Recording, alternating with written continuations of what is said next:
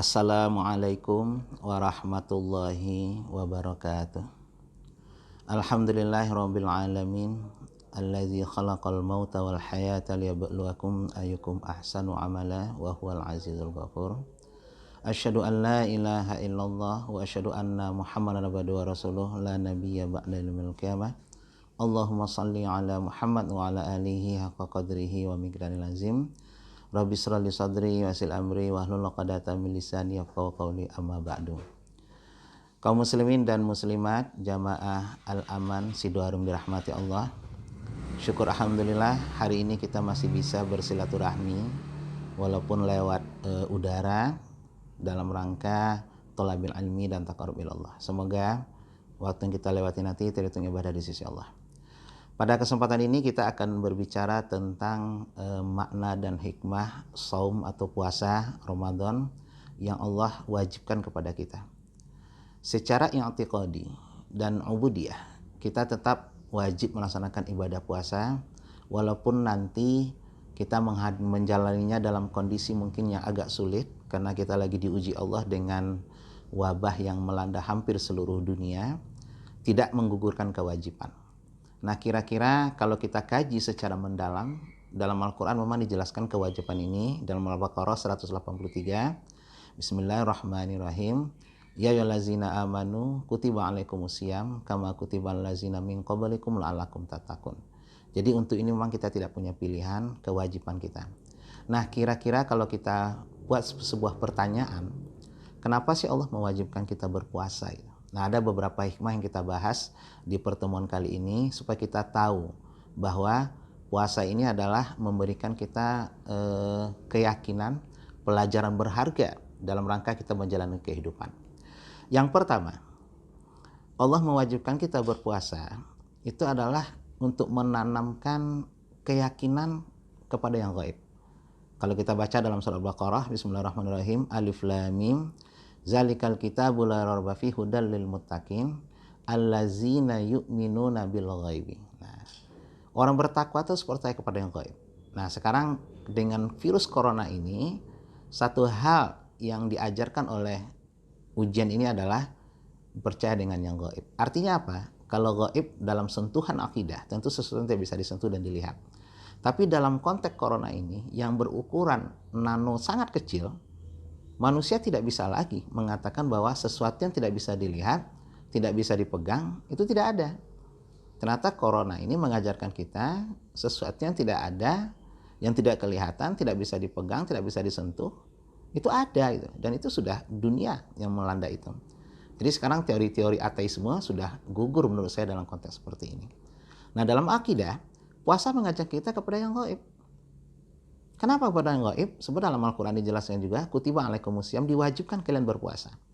Kalau kita bedah ayat itu sangat luar biasa.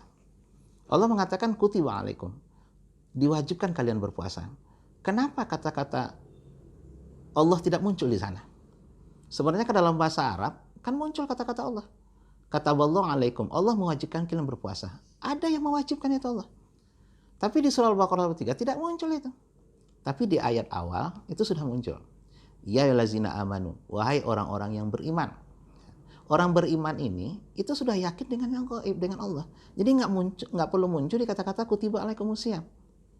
Ya, inilah salah satu contoh kalau kita kaitkan dengan masjid ya. Ini kadang-kadang kita juga harus membahas ini. Banyak orang mengatakan ke mall kita nggak takut, ke pasar kita nggak takut. Kenapa ke masjid kita takut nggak apa itu? Kenapa kita nggak mau ke masjid gitu?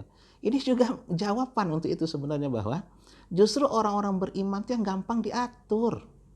Orang-orang beriman yang gampang diberikan pengarahan, masukan untuk kita menjaga distancing ini. Ya salah satunya kita tidak berjamaah dulu di masjid. Coba di sanalah perkumpulan manusia. Loh, kenapa orang masih ke mall, masih ke nauzubillah ya, ke hiburan malam segala macam? Karena mereka bukan beriman. Susah diatur orang yang tidak beriman. Jadi jangan disalahkan umat Islam tidak sholat. Mungkin nanti tarawih kita juga akan mengalami seperti itu. Gitu. Kalaupun ada nanti beberapa masjid mungkin yang melakukan distancing, silahkan gitu. Tapi memang orang beriman itu ya ini untuk menguji keimanan kita nih puasa ini. Percaya nggak kita dengan yang gaib?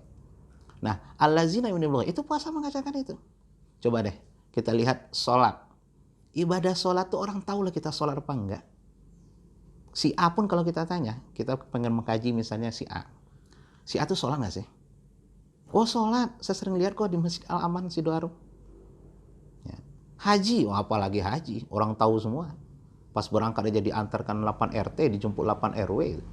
Tapi kalau puasa, itu hanya kita dan yang maha gaib yang tahu. Artinya, kalau kita ingin menipu orang pun dengan puasa, gampang sekali. Kita bisa pura-pura sahur di rumah, kebetulan masih tinggal sama mertua. Soalnya kalau nggak puasa nanti repot urusan sama mertua ini, pengaruhnya ke warisan gitu. Nah kita bisa kok pura-pura puasa. Makan sahur, habis sahur kita sholat subuh. Jam 10 bangun, tidur. Di rumah nggak ada orang, tinggal masak mie, telur di belakang, selesai. Begitu kita selesai makan, kita bisa pura-pura lemes. Kalau perlu bibir kita kasih Pepsodent, biar kita pucat segala macam. Mertua pulang kita bisa pura-pura pingsan. Mertua kita seneng loh. Mantu saya hebat, puasa sampai pingsan. Padahal kita sudah makan mie loh tadi. Gampang tuh. Apa sulitnya kita menipu orang dengan puasa? Nah, intinya apa? Mempertahankan puasa mulai dari subuh sampai maghrib, itu hanya Allah dan kita yang tahu. Istri kita nggak tahu. Kita keluar aja dari Sidoarjo ini, gampang kok. Cari daerah yang tidak mengenal kita. Kita ke Prambanan, banyak kok warung-warung buka bulan puasa. Biasanya sih mereka rodo segan ya, kan nggak tahu kalau musim corona ini. Biasanya kalau warung-warung itu nanti ditutup pakai tirai itu, tapi kakinya jejer kelihatan itu. Kadang-kadang dibikin tulisan pintu pindah ke belakang. Siang Ramadan buka lah itu. Ya mungkin karena iman mereka masih perlu dipupuk lagi ya, karena mereka masih memikirkan ekonomi gitu. Nah, dalam corona ini sedikit juga kita sentuh bahwa kalau dengan corona ini saja, dengan virus yang berukuran nano kecil itu saja kita takut gitu ya, dengan paling banter ente mati gitu loh. Tapi dengan neraka yang gaib, kenapa kita tidak percaya? Nah kalau dengan corona ini sudah nggak bisa sadar juga kembali kepada Allah, dengan cara apa lagi Allah akan menyadarkan kita? Ya. Dengan neraka, kalian takut misalnya corona semua diliburin, sekolah pakai diliburin, ini pakai diliburkan gitu. Takut apa? Mati doang. Padahal Allah sudah mengancam dengan neraka yang lebih panas daripada corona ini. Nah, inilah ya lazina amanu, keimanan kita dipupuk dengan puasa ini. Artinya tadi kita jelaskan, mempertahankan puasa. Mulai dari subuh sampai maghrib, hanya Allah dan kita yang tahu. Apa maknanya di sini? Pertama, maknanya adalah kejujuran. Ketika tidak ada mata lain orang melihat, kita tetap melakukan kebaikan. Bahkan ulama-ulama salafus soleh mengatakan, kalau Anda ingin mengetahui siapa Anda, siapa diri Anda sebenarnya, lihatlah ketika Anda sendirian di tempat-tempat yang tidak ada orang lain untuk melihat. Itulah Anda sebenarnya. Bagaimana sholat Anda, lihatlah bagaimana ketika Anda sholat sendiri. Bukan ketika sholat di depan masjid jadi imam segala macam gitu. Dengan pakaiannya, dengan bacaan yang indahnya. Ketika Anda sholat sendiri di rumah, itulah Anda sebenarnya dengan Allah pada waktu itu. Bukan ketika di tengah keramaian. Jadi kejujuran kita ijik oleh puasa. Orang korupsi ya, dengan melakukan suap menyuap segala macam, dia sadar nggak ada orang melihat. Kami cuma bermain di sebuah ruangan antara direktur dengan pihak-pihak keamanan, sogok segala macam. Ya orang nggak lihat. Tapi kalau kita sudah diajarkan oleh puasa, ada mata yang selalu tidak tidur. Ada malaikat yang selalu menjaga kita yang tidak pernah istirahat. Ada yang selalu mengontrol kehidupan kita. Kita yakin tidak akan pernah kita melakukan itu. Yang kedua, keimanan kepada yang gaib ini dalam konteks puasa juga mengajarkan kita, kalau bukan karena iming-iming Allah tentang surga, jannatun tajri min tahtihal anhar, mungkin kita tidak akan mau berpuasa. Tadi ada yang gaib dijanjikan Allah, tapi karena kita yakin, kita melakukan itu. Nah, dalam konteks kehidupan ini juga harus kita tanamkan, bahwa kehidupan akhirat itu adalah kehidupan yang gaib yang harus kita yakini. Kalian boleh bebas dari hukuman dunia dengan kekuasaan, dengan uang yang kalian miliki. Tinggal kalian sogok itu yang menyidangkan segala macam, kalian bebas. Kalian bisa menghina ulama, kalian bisa menghina Islam. Karena kalian pendukung kekuasaan, tinggal minta maaf, selesai. Tapi karena kalian musuh daripada kalian menjadi oposisi, salah sedikit aja dipenjara segala macam. Tapi ingat, kehidupan bukan di dunia, tapi di akhirat. Bahwa kalian bisa lolos dengan dunia, dengan kepintaran berdiplomasi, bisa nyewa pengacara miliaran, bebas. Tapi ingat, ada pengadilan yang tidak bisa kalian intervensi. Sebab Allah itu salah satu sifatnya adalah maha adil. Kalau tidak ada kehidupan akhirat, keadilan Allah itu akan tidak bisa kita rasakan. Banyak orang di dunia dizolimi segala macam, dia tidak bisa bela diri. Karena tidak punya uang, tidak bisa nyewa pengacara. Sampai di penjara bertahun-tahun, bahkan dia tidak melakukan. Sementara ada orang benar-benar melakukan kesalahan besar. Ya, beberapa hari ini kita juga lihat, tapi dengan minta maaf selesai. Karena dia terlalu dekat dengan para penguasa.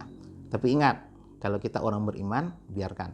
Salah satu bukti ada kehidupan akhirat adalah bahwa Allah akan menegakkan nanti seadil-adilnya. Silakan kalian bebas di dunia. Jadi kita sebagai orang beriman, berusahalah untuk menegakkan keadilan, hak kita perjuangkan.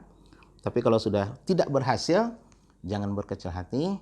Ada nanti suatu saat hak kita akan menjadi hak kita, kebenaran akan menjadi milik kita, dan orang-orang yang zalim, yang selama ini petantang-petenteng bergagah-begagah di dunia dengan kekuasaan dan uang dia miliki, dia bisa memutarbalikkan fakta segala macam, memutarbalikkan data segala macam, sehingga dia tidak bisa tersentuh oleh seharusnya yang bisa menyentuh dia dalam konteks hukum. Nah, puasa mengajarkan kita seperti itu.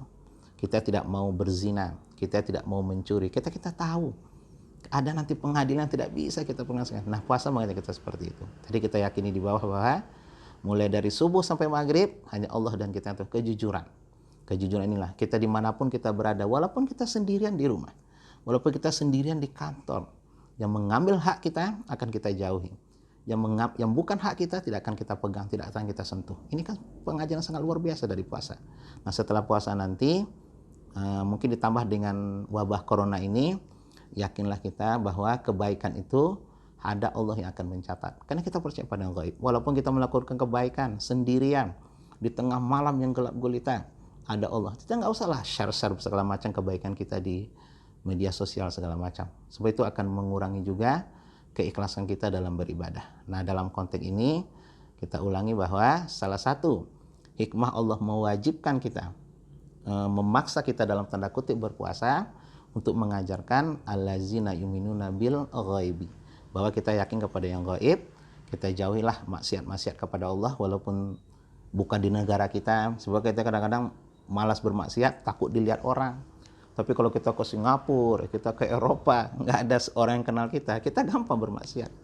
Nah, walaupun kita dimanapun, ada al-ghaib yang selalu memberikan kita. Yang mudah-mudahan dengan puasa dan dibarengi dengan ujian Allah berupa wabah corona ini, menambah keyakinan kita bahwa sesuatu yang tidak bisa kita lihat, tidak bisa kita dengar, kita sentuh, itu adalah Allah Subhanahu wa Ta'ala yang disebutkan dalam kitab suci Al-Quran. Allah lah yang selalu melihat kita, perbuatan baik kita, walaupun tidak dihargain orang. Ya, sebab saya lihat juga beberapa hari yang lalu bagaimana di wabah corona ini ya, kita sempat meneteskan air mata ketika puluhan dokter yang mungkin sudah bergelar profesor segala macam dan perawat yang berjibaku ya, yang berjibaku dengan profesionalismenya merawat orang-orang yang sakit sampai meninggal. Ada nggak karangan bunga untuk mereka? Ada nggak ucapan belasungkawa dari pemimpin untuk mereka? Tapi di satu sisi kemarin hanya seorang musisi yang meninggal ya. Mungkin kontribusinya untuk kehidupan juga bisa kita tanyakan gitu. Tapi karangan bunga bermunculan segala macam gitu. Tapi kalau kita gunakan teori tadi, allazina yu'minuna bil ghaibi, bahwa walaupun tidak ada karangan bunga yang para dokter, para relawan dapatkan, walaupun tidak ada ucapan belasungkawa dari orang-orang besar di negara ini, kalian sudah besar di mata Allah. Kalian sudah bahagia di mata Allah. Yakinlah, kehidupan ini bukan sekadar yang bisa kita lihat, kita dengar saja, tapi ada di belakang itu yang Allah sembunyikan, yang dengan mata iman bisa kita sentuh. Kalau mata dunia tidak bisa kita sentuh. Orang nggak yakin dengan sorga dan neraka, coba aja lihat. Ya, sekarang mereka berhenti melakukan maksiat, hiburan malam, karena takut mati. Ya, kita berdoa sih, mudah-mudahan setelah ini mereka mulai sadar, tidak melakukan hal itu setelah corona. Tapi kalau masih melakukan itu juga, kita lihat ya kemarin beberapa peristiwa yang lalu, narapidana dilepaskan, begitu mereka kembali mereka melakukan hal yang sama gitu. Berarti tidak ada pendidikan. Dengan cara apa lagi Allah mendidik kita dengan cara seperti ini? Kaum muslimin dan muslimah jamaah halaman yang dirahmati Allah, semoga puasa ini makin menanamkan kepada kita di akhir zaman ini bahwa perbuatan baik yang kita lakukan, perbuatan jahat yang insya Allah tidak kita lakukan, kalau kita sendirian pun, yakinlah Allah akan melihat dan membalas setiap perbuatan baik kita. Walaupun tidak ada orang melihat kejahatan kita, kita bisa lolos dengan kekuasaan kita, dengan uang kita dari hukuman dunia. Ingat, hukuman Allah lebih berat menunggu kita nanti di akhirat. Semoga Allah menerima puasa kita, menerima keimanan kita, ibadah kita, zakat kita, niat kita, dan seluruh doa-doa kita. Dan kalaupun Allah memanggil kita, mudah-mudahan dalam keadaan husnul khatimah. Selamat menjalankan ibadah puasa, ya, selamat berburu pahala, berburu ampunan di bulan suci Ramadan. Ya, subhanakallahumma bihamdika asyhadu an la ilaha illa anta astaghfiruka wa atubu ilaik. Assalamualaikum warahmatullahi wabarakatuh.